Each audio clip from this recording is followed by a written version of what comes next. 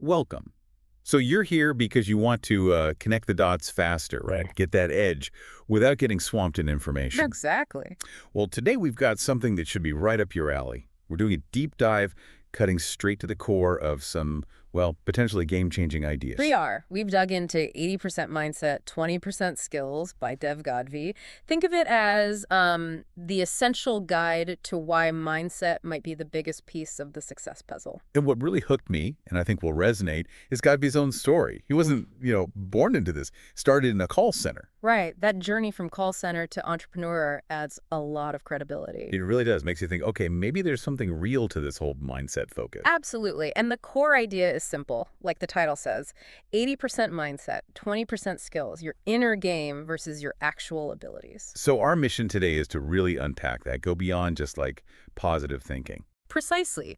We want to pull out the crucial insights on how mindset truly shapes your outcomes. We're talking tangible results, not just theory. How specific shifts in thinking can lead to real changes. Okay, let's jump right in then. This 80-20 split mindset being 4 times more important than skills, that's a bold statement. What's the logic? Well, the book argues that skills, yeah, they're necessary. You need some ability to even get started. Sure, table stakes. Exactly. But it's your mindset that determines if you actually use those skills effectively, and maybe more critically, if you even take the plunge to begin with. Okay. Gadhvi has this great line, it really sticks. Skills can get you started, but mindset is what sustains and scales you. That makes a lot of sense. You could be brilliant, technically, but if you're plagued by self-doubt or terrified of messing up, Those skills don't get deployed, or not fully. The book goes into detail on how mindset affects everything. Your reaction to challenges, for instance. do you see it as a learning chance or like proofs you can't do it? Exactly. Or whether you take action, even imperfect action, versus getting stuck just thinking about it. Analysis paralysis. Right. It shapes your whole view of success, failure, money, even who you hang out with. And the book pulls no punches about why most people kind of stay average, does it? No, it's pretty direct. The core insight is that many people just don't challenge their underlying beliefs. Beliefs often rooted in fear. Fear of not being good enough Yeah. or what others think. Yeah, and this background hum of limitation, of scarcity, these are the invisible anchors, the stuff holding people back, often without them even realizing it. So if skills are the tools, mindset is like the belief you can actually use them well, Yeah, even when things get tough. that's a great way to put it. Without that robust mindset, the best tools just gather dust. Or you use them hesitantly. Right. Leads to no confidence, overthinking everything, underacting, giving up way too soon. You mentioned an analogy in the book, The Mechanics. Can you walk us through that one? Oh yeah, that's a good one. So imagine two mechanics. One is technically brilliant, knows everything, but they doubt themselves when facing a really tricky engine problem. Okay. The other mechanic, maybe slightly less skilled technically, but totally confident they can figure anything out. Got it.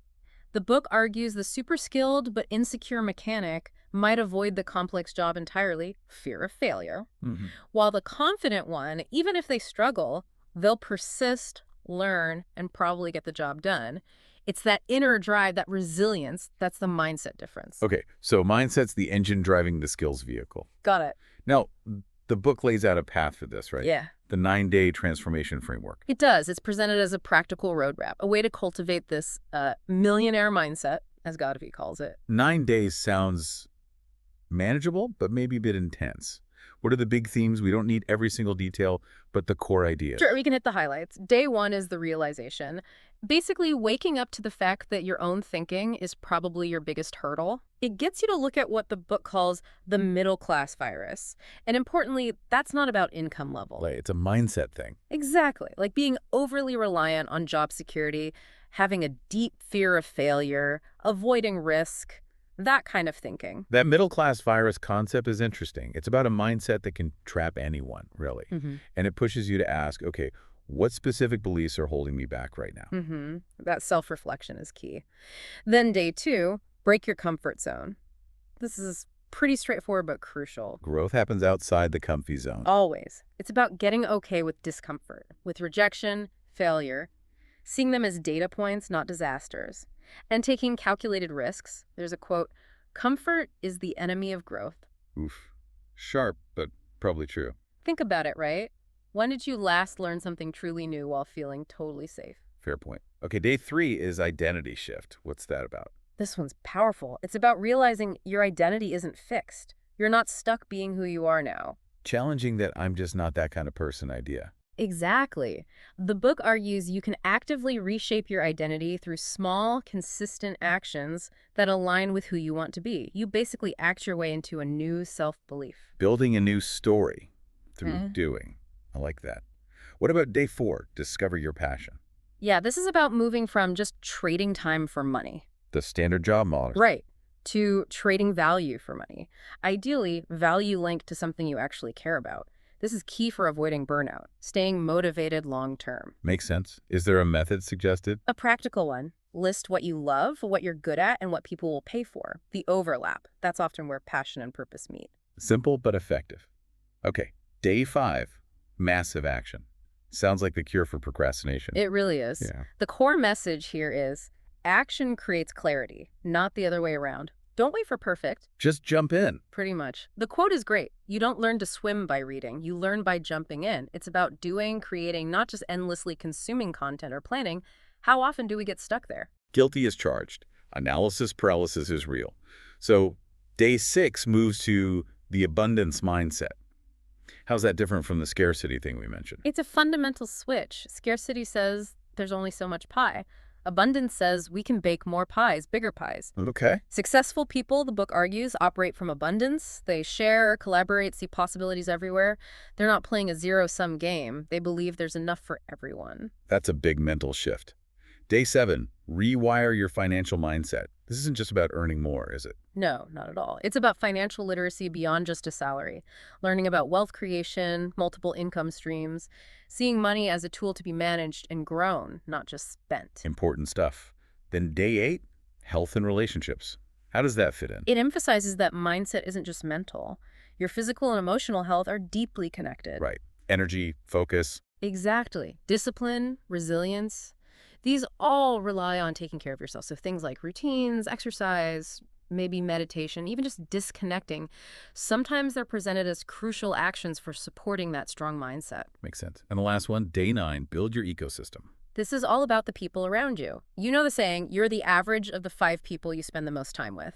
That's the core idea. Be intentional about your network. Find mentors, peers who push you, accountability partners. Your environment shapes you. The book says your network is your net worth. Wow, okay. So across these 9 days, there seem to be some deeper psychological threads running through. Oh, definitely. Several big ones stand out. First, the idea that identity is malleable. You're not fixed. You can change who you are through conscious effort and action. It's huge. Absolutely. Second, the constant drumbeat of action over perfection. Just get started, learn as you go. Momentum builds momentum. And what about that idea of unlearning? Questioning those default middle-class habits. Yes, that's critical. Challenging assumptions about security, risk, saving versus investing. It suggests that real growth often requires dismantling old beliefs that might be holding you back without you realizing it. Interesting. And finally, there's this emphasis on energy. Like your enthusiasm, your belief, your intention. These aren't just fluffy concepts. They're presented as real forces that attract success and influence how people respond to you. The book uses some really punchy quotes too, doesn't it? Yeah. Any favorites that really nail these ideas? Oh, yeah. Middle-class mindset is the biggest enemy of greatness. The one definitely makes you pause and think. It does. Another powerful one is, you don't need to be extraordinary, you need to be obsessed. Really highlights dedication over just talent.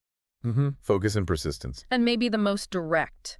Your transformation starts when your excuses end. Cuts right to the chase. Yeah, no kidding. So putting this all together, who's this book really for? Who gets the most out of it? Well, it seems tailor-made for people feeling a bit stuck.